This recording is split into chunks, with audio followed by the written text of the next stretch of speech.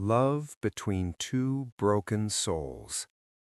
Some people believe love appears in perfect moments, but sometimes love finds two people when they are both completely broken. Joseph had always been a quiet person, not the kind of quiet that comes from shyness, but the kind that comes from carrying too many thoughts in his heart. He spoke only when necessary, listened more than he talked, and preferred sitting alone in peaceful places. Most people at the university barely noticed him, but Joseph noticed everything. He noticed the lonely students sitting in the back of classrooms, the tired faces walking home late at night, and the girl who cried on a park bench every evening. Her name was Ava. Joseph first saw her on a rainy afternoon. He had gone to the small park near campus to read his favorite book.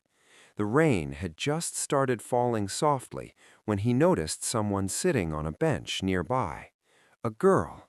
She wasn't holding an umbrella, she wasn't moving, and she was crying. Joseph hesitated.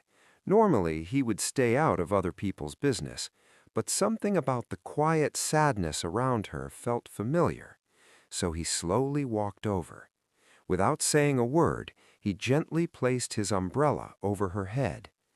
Ava looked up in surprise. Their eyes met for the first time. Joseph quickly looked away, slightly embarrassed. "You shouldn't sit in the rain," he said softly.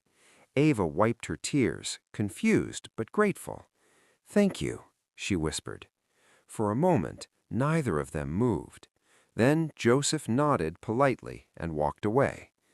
That should have been the end of it, but the next day, Ava returned to the same bench, and so did Joseph. At first, they barely spoke. Joseph would sit quietly reading his book. Ava would stare at the trees, lost in her thoughts. But slowly, silence became comfortable. Days turned into weeks, and small conversations began to appear between the quiet moments. One evening, Ava finally asked the question she had been wondering. "Why do you always sit here?" Joseph closed his book slowly. "It's peaceful," he said. She nodded. "Yeah, it is." Then she looked at him carefully. "Why did you help me that day?" Joseph shrugged slightly.